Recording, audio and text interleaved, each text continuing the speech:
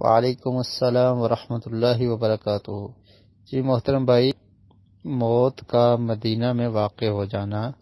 یا انسان کا یہ طلب کرنا کہ اللہ تعالیٰ میری موت مدینہ میں ہو، تو یہ بات درست ہے۔ اس کے بارے میں ایک روایت ہے سنن ابن ماجہ میں،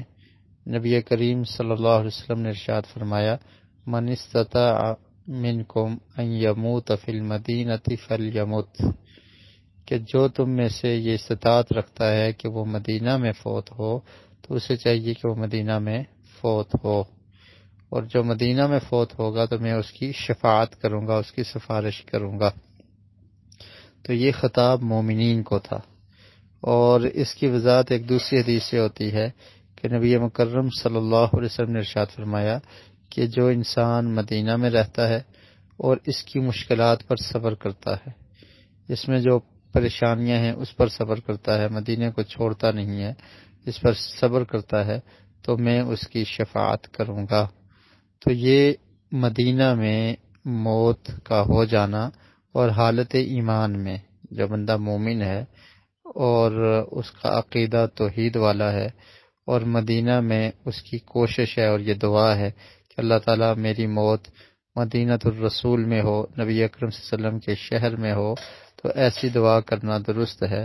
اور اللہ سے یہ امید کی جا سکتی ہے کہ وہ اس فضیلت کو حاصل کرنے والا ہوگا۔ جیسا کہ صحیح بخاری میں حدیث ہے کہ حضرت عمر بن خطاب رضی اللہ تعالی عنہ یہ دعا کیا کرتے تھے کہ اللہ تعالیٰ میری موت مدینہ میں ہو، اور تیرے راستے میں میں شہید ہوں، اور موت بھی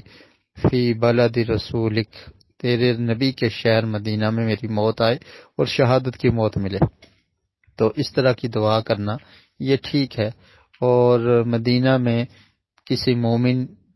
کوئی مومن اس لیے رہتا ہے کہ میں یہاں پر ہی رہوں گا اور یہاں پر میری موت واقع ہو،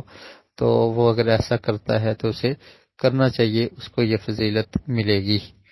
لیکن یہ کہنا کہ جو بھی بقیع قبرستان میں دفن ہو جائے گا وہ اس کو حساب و کتاب نہیں ہوگا یا اس سے پوچھا نہیں جائے گا، تو یہ بات درست نہیں ہے، ایسی کوئی روایت نہیں ملتی۔ بلکہ مدینہ میں بھی اگر کوئی آدمی بے عمل ہے، اعمال نہیں کرتا، اور اس کا عقیدہ درست نہیں ہے، تو صرف مدینہ میں فوت ہو جانے سے اس کی بخشش کا ہو جانا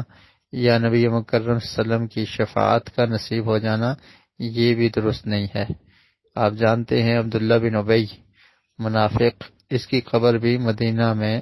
بقیع قبرستان میں بنائی کی تھی، کیونکہ یہ مسلمانوں کا قبرستان تھا، تو اللہ نے اس کی سفارش کرنے سے ہی پیارے رسول صلی اللہ علیہ وسلم کو روک دیا، اور فرمایا کہ اگر آپ 70 مرتبہ بھی اس کا جنازہ پڑھیں گے تو اللہ تعالیٰ اس کو معاف نہیں کرے گا۔ تو اس لیے عقیدے کا درست ہونا یہ ضروری ہے، اور مدینہ میں موت کا ہونا، جو انسان وہاں پر رہتے ہوئے صبر کرتا ہے اور ان مصیبتوں پر اور وہاں کے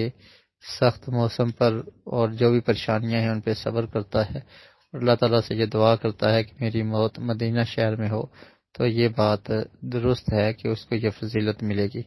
لیکن یہ کہنا کہ بغیر حساب و کتاب کے جنت میں چلے جائیں گے، تو ایسی بات درست نہیں ہے۔